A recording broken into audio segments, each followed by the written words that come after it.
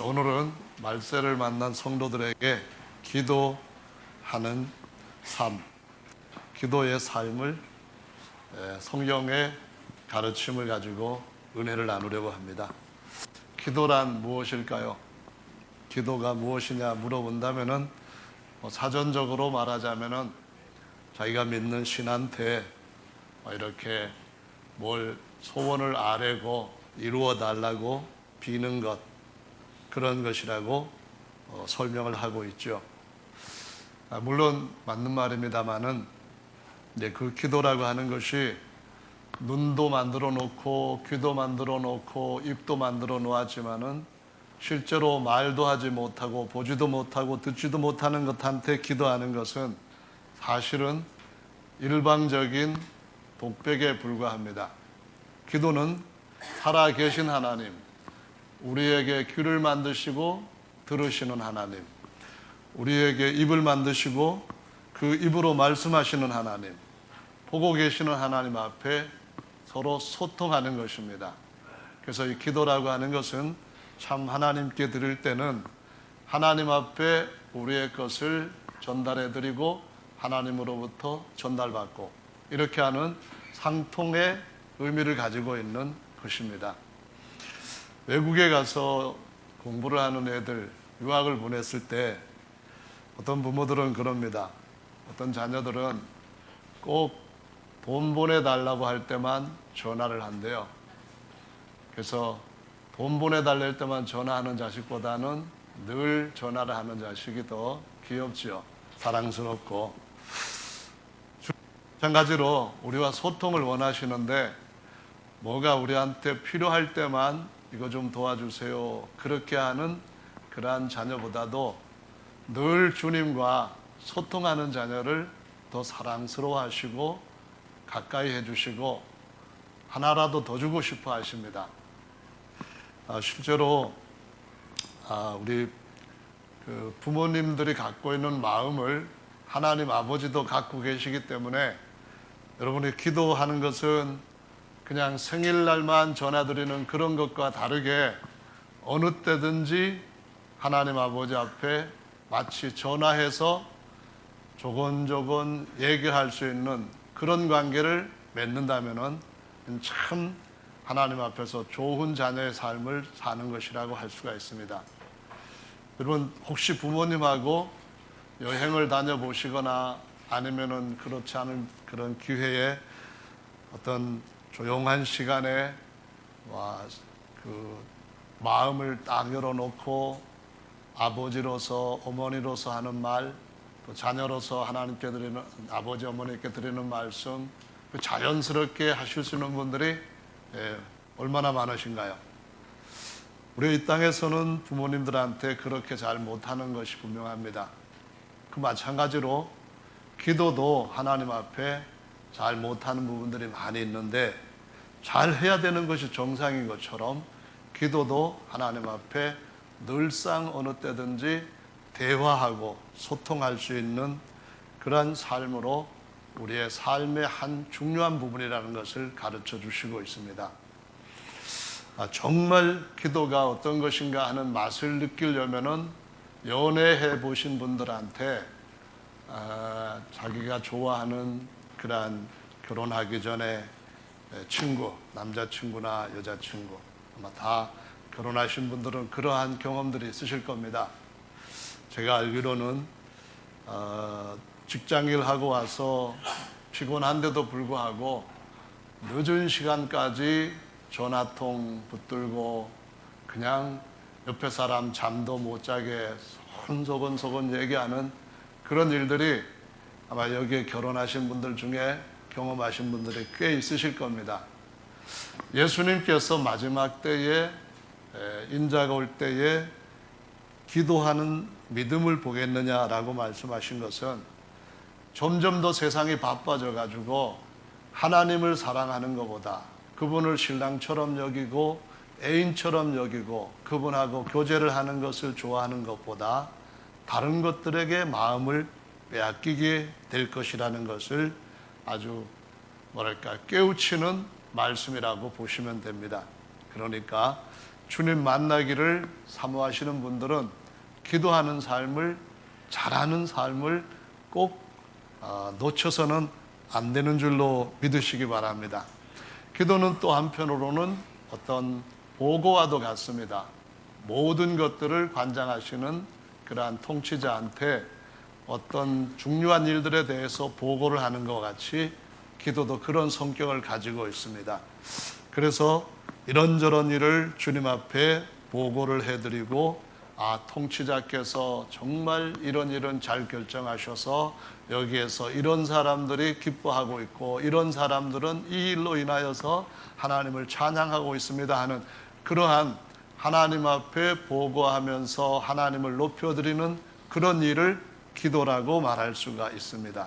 그러니까 충성스러운 신하는 모든 좋은 일에 그 위에 계시는 왕께 일일이 아주 잘 보고하는 그러한 삶을 살 수가 있는 것과 같이, 기도도 우리 삶 속에서 충신이라면은 왕께 가까이 더 가까이 보고할 수 있는 삶을 사는 것이 당연하다라는 것이고요. 또 하나는 기도라고 하는 것은 사실은 가장이 돌보시는 그러한 은혜를 받으면서 양육을 받기 위해 필요한 것들을 공급받는 것이기도 할 뿐만 아니라, 우리를 파멸시키려고 하는 어둠의 권세가 하나님의 후사가 되려고 우리의 것을 빼앗으려고 했던 그 천사장과 함께하는 무리들이 계속해서 우리를 그 자리에 이르지 못하도록 대적하고 있기 때문에 이 싸움에서 하나님의 지원을 전폭적으로 받아야만 됩니다.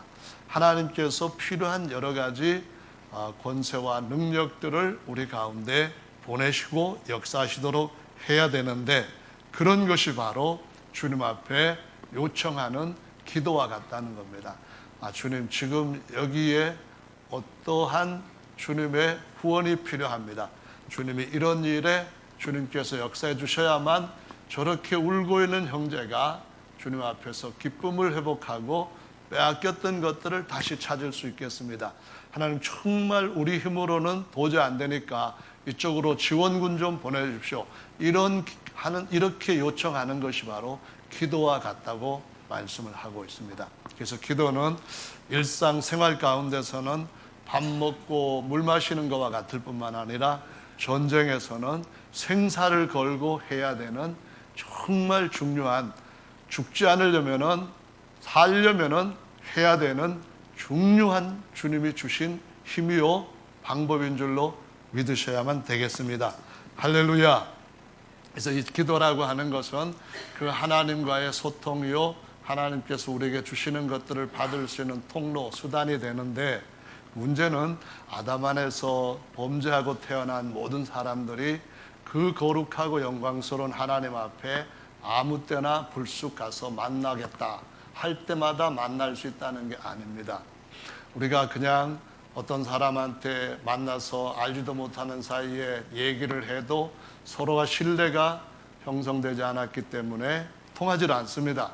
하나님은 거룩하시고 의로우시고 영광스러운데, 우리 인생들은 너무나 멀리 죄로 인해서 멀리 하나님으로부터 떨어져 있고 불결하고 더러운 상태에 있습니다. 그렇기 때문에 하나님 앞에 언제든지 기도하면서 하나님 앞에 말씀드리면 하나님이 곧바로 들으시는 그러한 관계가 이루어져 있지 않는 것이 문제입니다.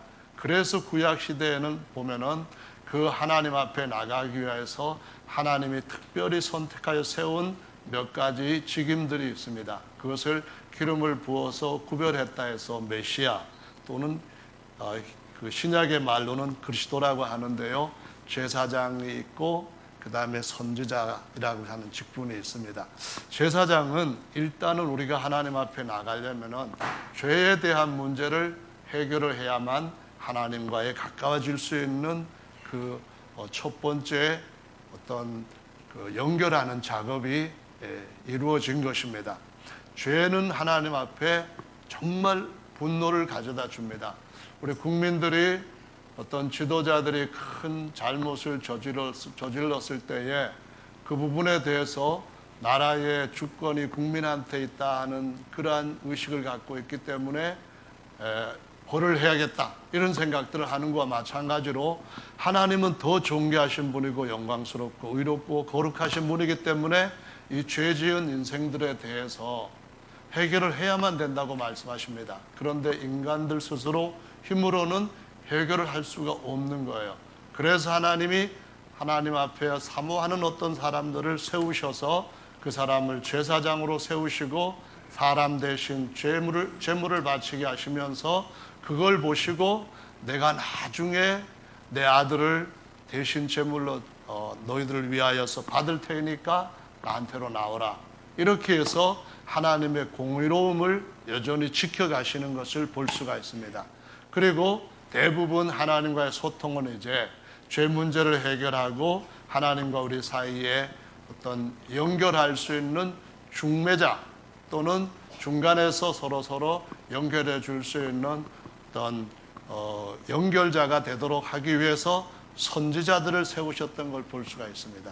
그런데 구약시대에는 그렇게 해서 선지자들을 세우셔서 하나님이 얼마만큼의 소통을 했고 구약 성도들은 선지자 앞에 가가지고 이런 문제를 해결 좀 해 주실 수 있도록 하나님 앞에 좀 기도해 주십시오. 그러는 형태가 대부분이었는데 이제 신약 시대에는 더 큰 은혜가 온 시대에 살게 되었다고 말씀을 합니다. 그것은 다름 아니라 하나님이 친히 사람의 몸을 입으시고 하나님과 사람이 되어서 우리 가운데 오셨고 구약에 약속하셨던 대로 그분이 친히 우리를 위하여서 완전한 제물을 하나님의 법 앞에 다 내놓으심으로 우리의 모든 죄를 대신 해결해 주시게 되었습니다.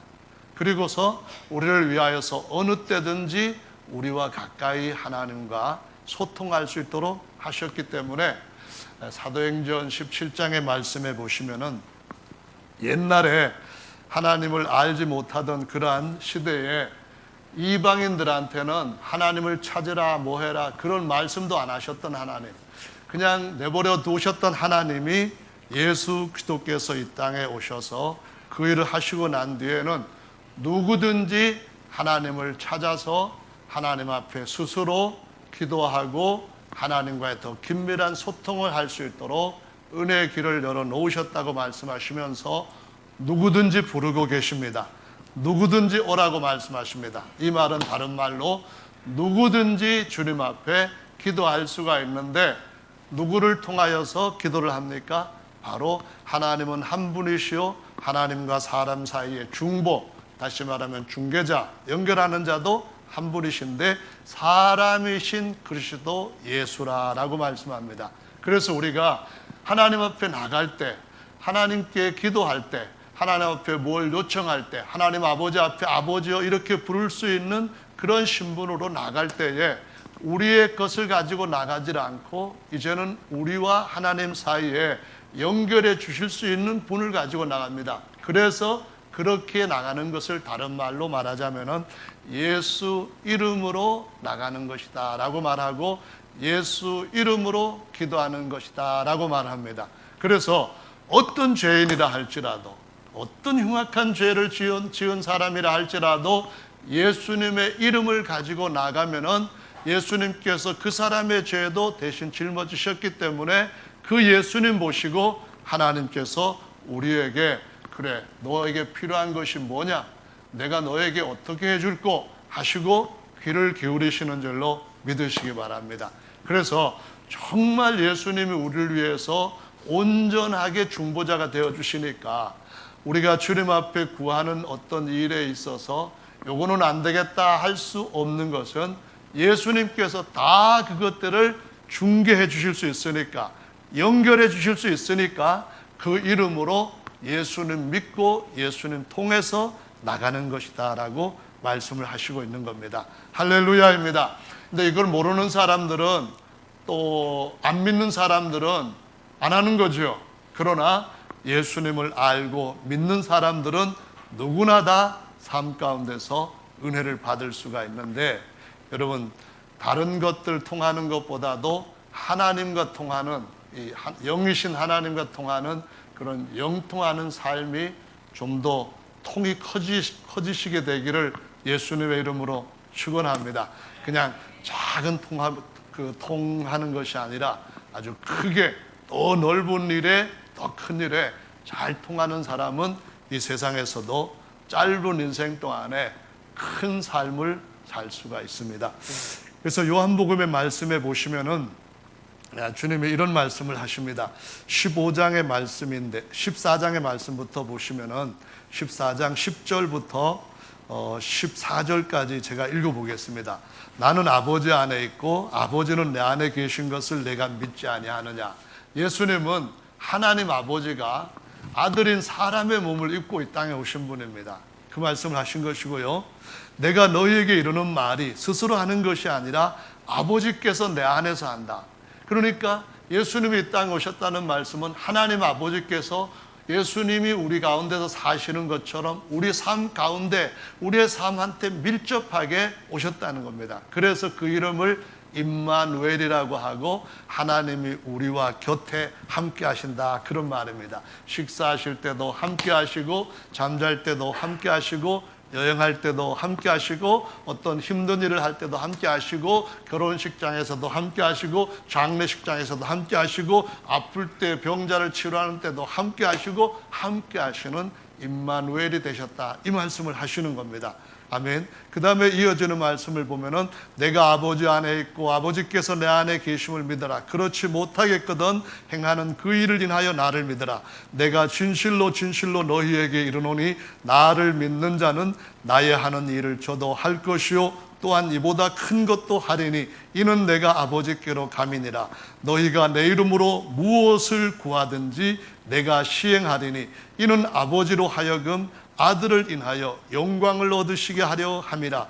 내 이름으로 무엇이든지 내게 구하면은 내가 시행하리라 라고 말씀하셨습니다.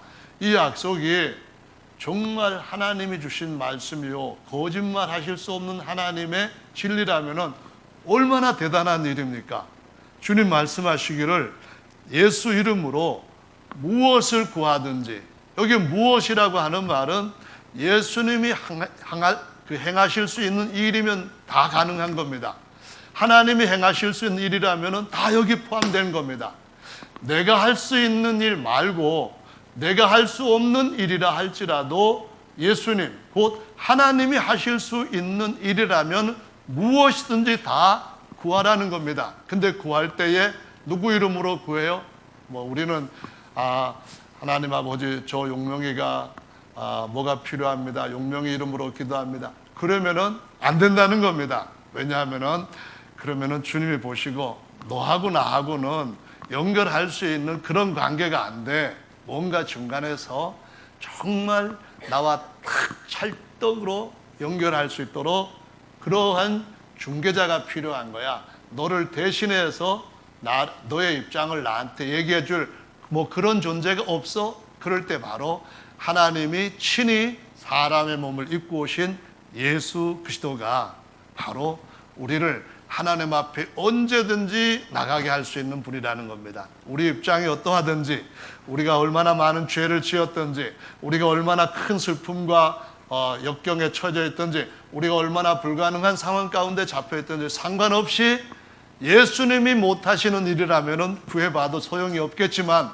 예수님이 못하시는 일은 하나도 없으니까 무엇이든지 구하면은 예수님께서 시행하시겠다라고 말씀하셨습니다. 이 말씀을 여러분 진지하게 믿으시고 일생에 이 말씀을 양식처럼 순종해 보시는 분들, 진실하게 순종해 보시는 분들은 주님이 하셨던 일도 할 것이고 그보다 더 큰 일도 할 것이라고 하셨는데, 이는 주님이 아직도 더 큰 일을 하실 일이 남아 있으시니까 여러분이 구하는 데 따라서 주님은 더 큰 일을 하심으로써 여러분한테 그것을 선물로 안겨주실 줄로 믿으시기 바랍니다.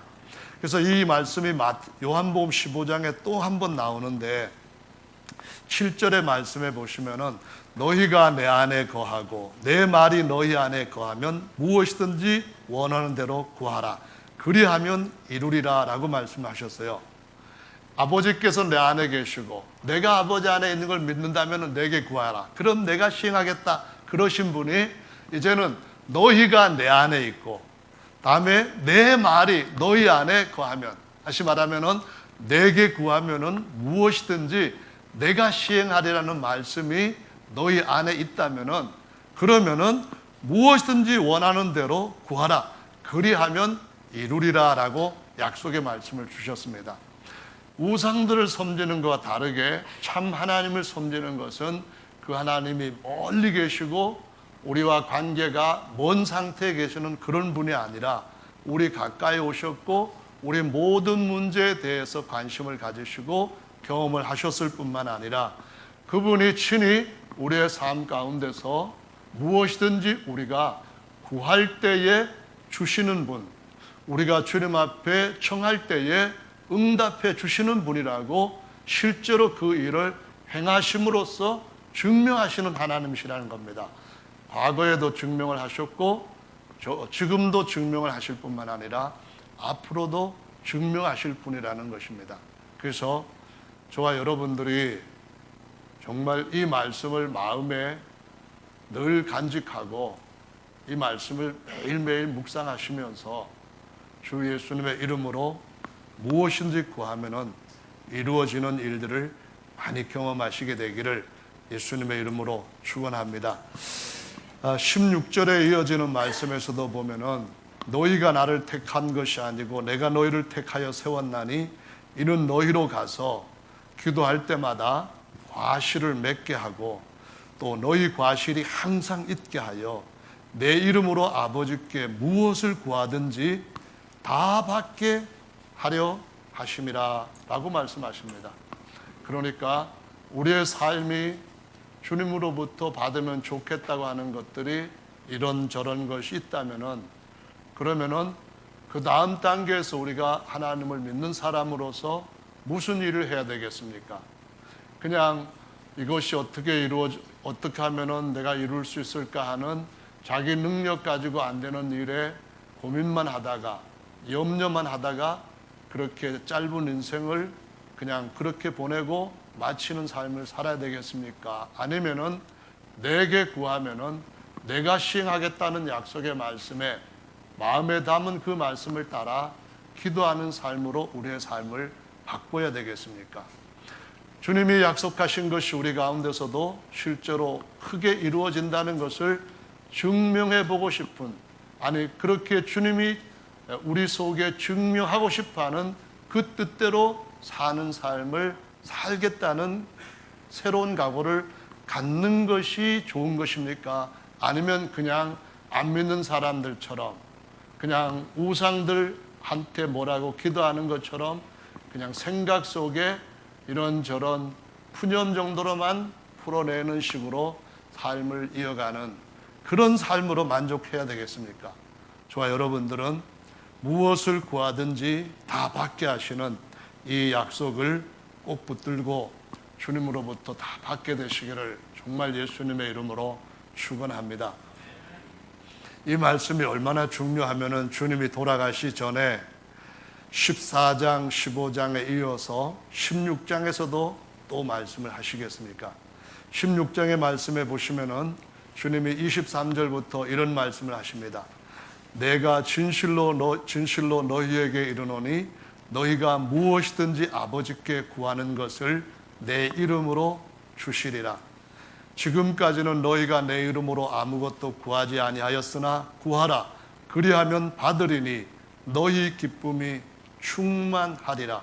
26절에 그날에 너희가 내 이름으로 구할 것이요 내가 너희를 위하여 아버지께 구하겠다 하는 말이 아니니 이는 너희가 나를 사랑하고 또 나를 하나님께로부터 온 줄 믿는 고로 아버지께서 너희를 친히 사랑하심이라 라고 말씀합니다. 땅에 계실 때는 예수님이 제자들을 대신해서 구하면서 여봐라 나도 이렇게 구하니까 아버지께서 들으시지 그러시면서 3년 반을 제자들한테 본을 보여주셨습니다.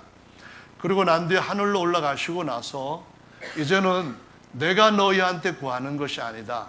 너희가 단지 내 이름으로 구하면은 그러면은 아버지께서 너희에게 곧바로 주시겠다고 하는 말씀을 약속으로 주신 거죠.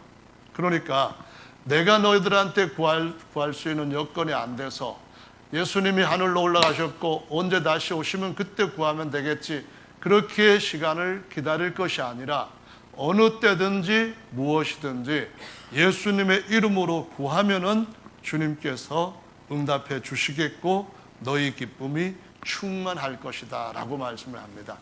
근데 이 말씀에서 보시면은 너희가 내 이름으로 지금까지는 아무것도 구하지 아니하였으나 구하라 이라고 말씀하셨는데요, 어쩌면은 이 말씀을 이렇게 생각할 수도 있지 않을까 싶습니다.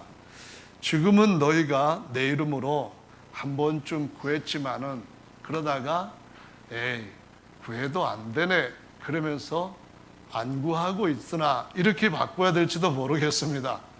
여러분 혹시 그런 분은 안 계십니까? 나는 3번 4번 구해봤는데 안 되니까 나는 안 되나 보다 이렇게 생각하시는 분은 안 계십니까? 주님의 말씀은 분명히 이루어집니다. 우리가 부모님을 믿을 때에 부모님이 해주신다고 했는데도 불구하고 첫 번 얘기했을 때 안 들으면 어떻게 생각합니까? 아이고 아버지 거짓말쟁이 해준다 해놓고는 이건 못 해주나 봐 이런 식으로 해서 그냥 포기합니까? 아버지께서 지금 이 일을 잘 하시면서 실수 없이 진행시키고 있겠지 이렇게 믿습니까? 어느 때인가 정말 나한테 꼭 필요한 때에 이루어 주실 것이다 이렇게 믿습니까? 아이고 이제는 아버지한테 부탁하나 봐라 이렇게 하겠습니까? 신실하신 아버지, 유능한 아버지, 아들을 사랑하는 아버지 앞에 아들이 갖는 마음 태도가 어떻게 해야 되는지는 분명한 것입니다. 하물며 정말 능력이 많으시고 우리를 위해서 자기 독생자를 십자가에서 내주시기까지 우리의 관계를 회복시켜 주신 그분이 아들을 죄인을 위하여서 거저 주셨는데 아들 외에 더 귀한 것이 뭐가 있겠습니까? 그런 것들, 귀하지도 않은 것들을 하나님 아버지 앞에 구하는데 안 주시겠느냐? 그런 말씀입니다. 아들도 주셨는데 더 다른 것도 다 주시겠지? 이렇게 믿는 것이 정상입니까? 아들은 주셨지만 그 외 것들은 아버지가 정말 아끼니라고 안 주실 거야 그렇게 하겠습니까? 우리가 주님 앞에서 주님 앞에 정직한 마음을 갖고 하나님을 경외하는 마음으로 주님을 신실하게 신뢰한다고 한다면 반드시 주실 것인 줄 믿고 너희가 지금까지는 내 이름으로 구하지 아니하였으나 이 말을 이제는 정말 잘 안 구했습니다. 이제는 제대로 아버지께서 주실 때까지 구하겠습니다. 이 마음으로 바꾸실 수 있는 오늘 이 시간이 되시기를 예수님의 이름으로 축원합니다. 구약에서 성도들이 많은 사람들이 유명인으로 등장을 합니다. 그런데 유명인으로 성경에 기록되기 전까지는 다들 평범한 사람이었어요. 그들의 삶들이 다 각기 다른 환경에서 다른 처지에서 그들이 변화를 일으켰기 때문에 성경의 위인으로 등록이 된 거예요. 예를 들자면은 에녹은 정말 평범한 사람이었습니다. 다른 사람들처럼 아기 낳고 그 자식 기르고 했던 그런 삶 가운데서 어느 날 하나님 앞에 기도하면서 아기를 낳았는데 그 아기 이름이 무두셀라라고 하는 계시의 이름이었습니다. 이 아이가 죽는 해에 더 이상 내가 세상을 심판하지 않을 수 없으니까 너 이제 조심하고 어떻게 살아야 될지를 정리를 해라. 이 말씀을 기도 가운데 들었기 때문에 그때부터 아들을 낳고 300년 동안 하나님을 동행해서 하늘까지 올라갔다고 말씀합니다. 전에는 평범한 사람이었습니다. 하나님을 기도 가운데 만나고 나서부터 그는 동행하기 시작했고 그가 하늘로 올라가고 난 뒤에 유명해졌습니다. 그가 하나님과 끝까지 동행했던 건 어떤 걸까요? 하나님이 항상 그 시대도 같이 내려와 계시지 않았습니다. 그때는 항상 제가 볼 때는 하나님 앞에 전화했을 것 같아요. 하나님 오늘 아침에 일어났는데요, 정말 하나님이 지으신 만물들이 너무 아름답습니다. 어떻게 이렇게 아름답게 지으셨어요? 그랬더니 자식 그거는 별거 아니야. 앞으로 내가 만들 것은 넌 상상도 못해. 와 정말 우리 하나님 대단하시다. 알았어요 하나님 이따 또 전화할게요. 이런 식으로 계속 하면서 하다가 때로는 바쁠 때 문자도 보냈을 겁니다. 때로는 그냥 카톡도 하면서 하나님 정말 저한테 베풀어 주신 것 지난번에 말씀드렸는데 벌써 이루어 주셨네요. 감사합니다. 제가 지금 그것 때문에 즐기느라고 바빠서 전할 시간이 없어요. 그냥 문자 보냅니다. 죄송하면서 이렇게 뭐 하트도 좀 날리고 아마 그랬을 겁니다. 그러는 삶 속에서 그는 평범인이 비범인이 됐습니다. 그냥 보통 사람이 모든 사람들이 바라볼 수 있는 위대한 사람으로 세워지게 되었습니다. 그 뒤에 노아, 아브라함은 정말 보통 사람 중에서도 별로 볼 일 없는 사람이었습니다. 왜냐하면 이제는 아기도 낳을 수 없고 나이도 많아졌고 우상 숭배들이 버글버글하는 그런 세상에서 살고 있었는데 하나님이 부르시자 그때 하나님 앞에 가서 그때부터 제단을 쌓고 하나님의 이름을 부르는 삶으로 바꿔갑니다. 더 세게 나갑니다. 더 가라는 대로 끝까지 따라갑니다. 그랬을 때 하나님이 모든 인류의 믿음의 조상으로 세우시고 아브라함한테 하신 약속을 끝까지 모든 인류에게까지 이루어 주시는 대단한 약속의 조상으로 세우는 걸 볼 수가 있습니다. 그들이 무엇을 했기에 그렇습니까? 하나님은 아브라함을 내 벗이라고 부릅니다.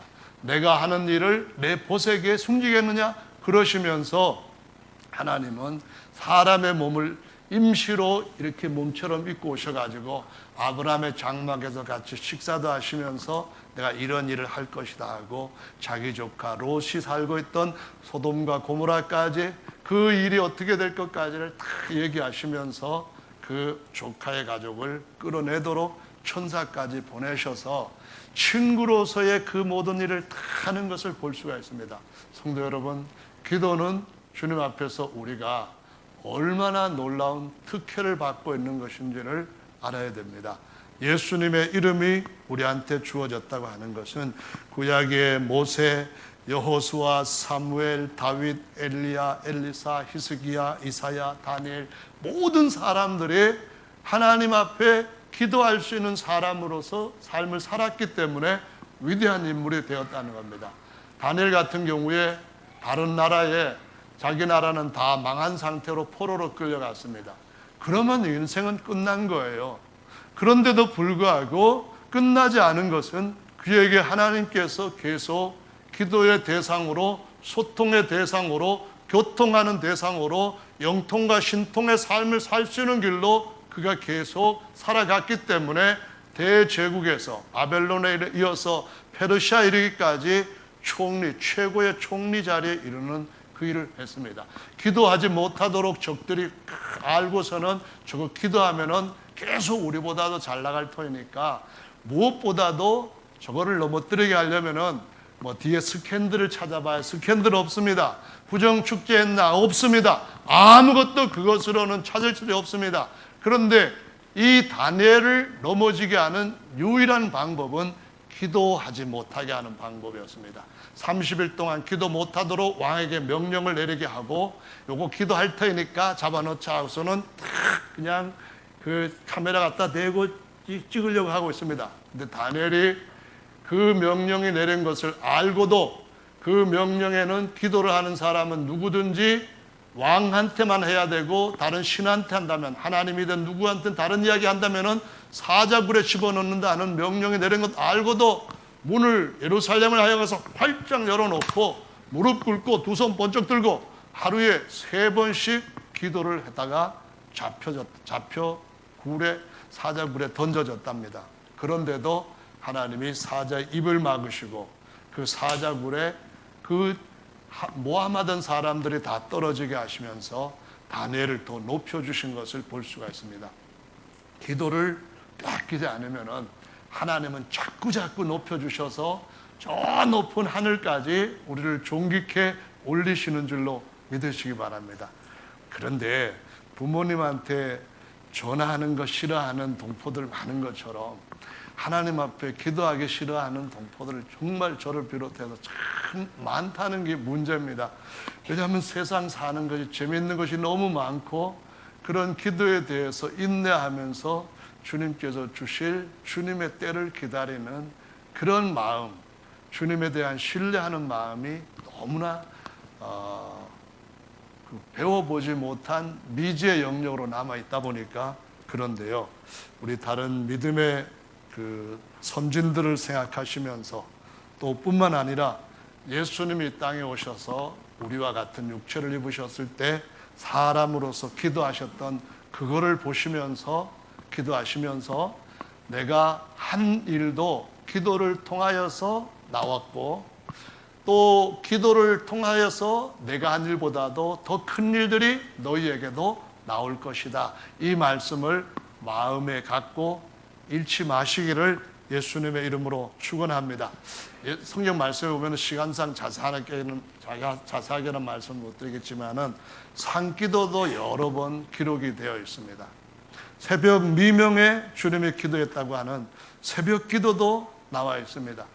어떤 미국의 목회자가 다른 교파 사람인데요, 한국에 와서 불평을 한 것 중에 하나가 그런 소리였습니다. 미국에는 새벽 기도라고 하는 게 없는데 한국에 보니까 새벽 기도도 있고 뭐 철야 기도도 있고 막 하는데 이 새벽 기도를 한국에 와서 해보려니까 미국 목사가 정말 힘든 거예요. 그래서 새벽 기도를 도대체 어떤 그 아이가 만들었어 했는데 성경에 보니까 예수님이 새벽 기도를 만드셨다는 거예요.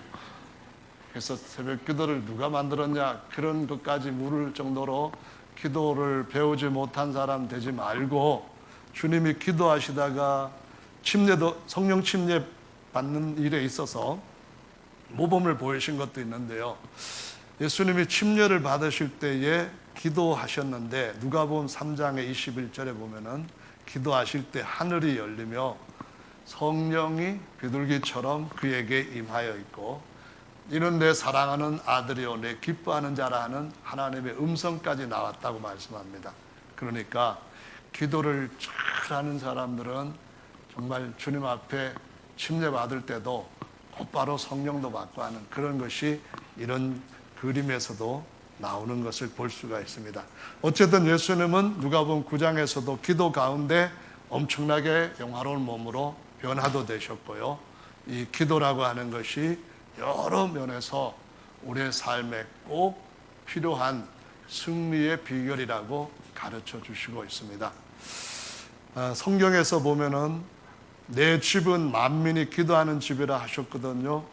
그런데 기도하는 집에서 뭐 이것저것 이익만 서로 챙기는 그러한 본래 목적에서부터 벗어난 그런 집이 되다 보니까 예수님이 뭐라고 말씀하셨는가 하면은 강도의 구렬이 되었다라고 말씀을 하셨어요.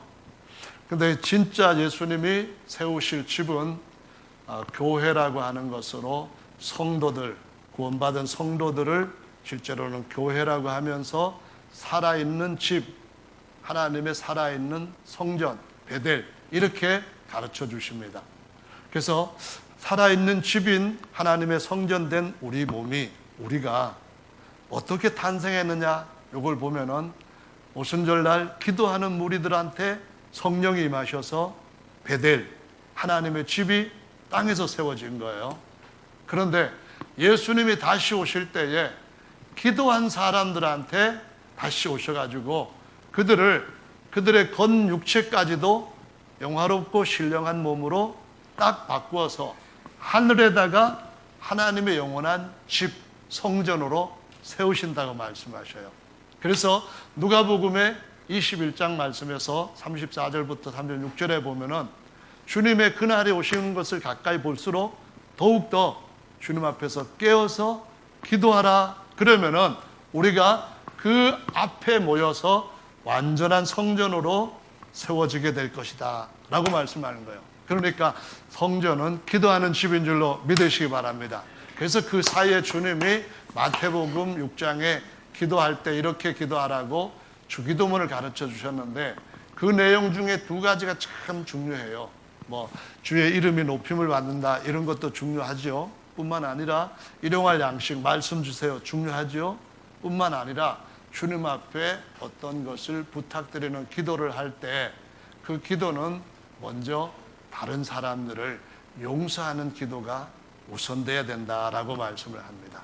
기도할 때 응답이 되려고 한다면 하나님이 관심을 가지시고 들으시도록 하기 위한 비책 중에 하나는 내가 누구한테 원망 들을 만한 것이 있는지, 또 누가 나한테 어떤 것에 대해서 잘못을 했는데 용서하지 못하고 복수심이라든가 하나님이 그 사람 뭔가 확 그냥 다리 몽둥이 부질러 주심, 아니 하나님 알아서 하세요, 이런 마음이 생긴다면은 그냥 그 마음을 하나님 앞에 우리를 본으로 삼으라고 오셔서 보여주셨던 예수님처럼 하시는 거예요.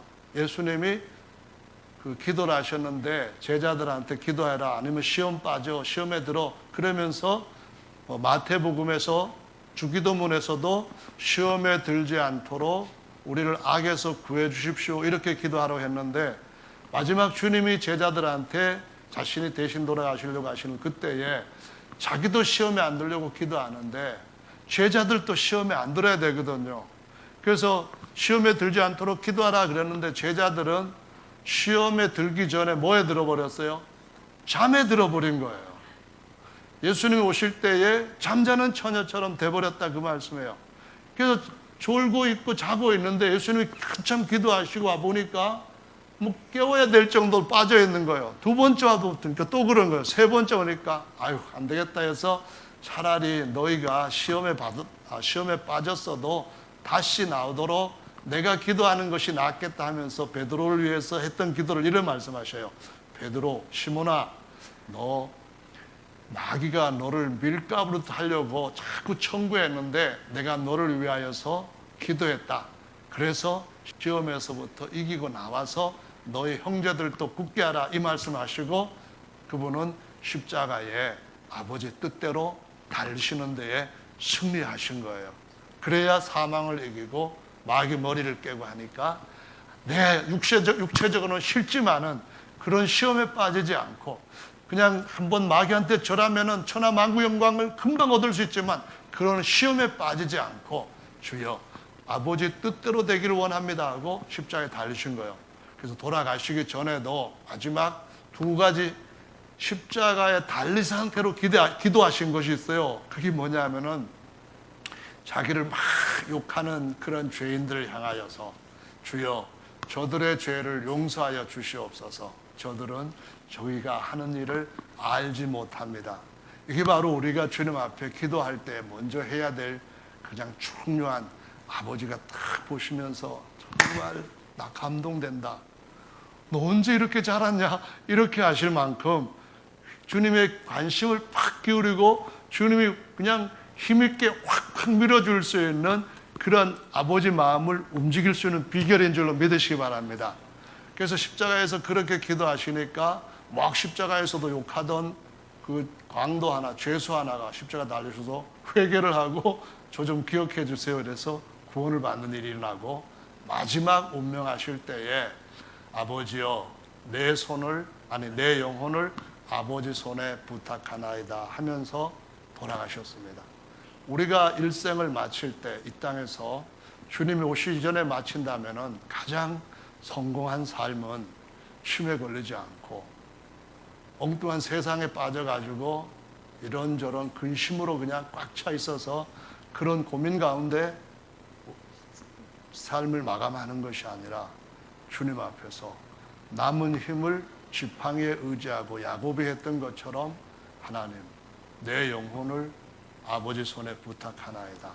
이렇게 기도하다가 그 습관 들어서 기도하는 사람으로 호흡을 마지막 호흡으로 마치는 것이 하나님 앞에 최고의 승리와 영광스러운 삶을 사는 것이 되는 줄로 믿습니다.